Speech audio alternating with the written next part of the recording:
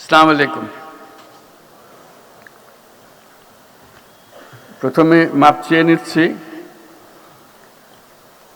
জনাব প্রধান উপদেষ্টা মহোদয় আসতে পারেননি, কর্মে ব্যস্ত আছেন। সেজন্য তিনি ৩৩২ নম্বর এআইকে আজকে পাঠিয়ে দিয়েছেন, আপনাদের সামনে হাজির।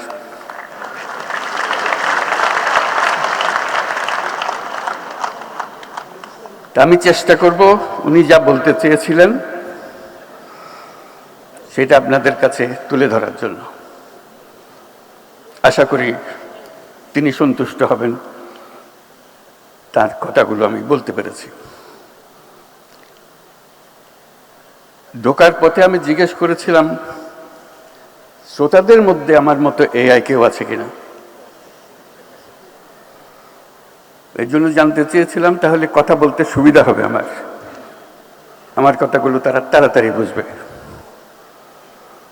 তারা তথ্যটা দিতে পারে নাই, তারা বোধহয় সজাগ ছিল না যে এখানে শ্রোতাদের মধ্যেও এআই থাকতে পারেন, কারণ যাদের তারা প্রতিনিধিত্ব করছেন তারা নানা কারণে আসার সুযোগ পান নাই।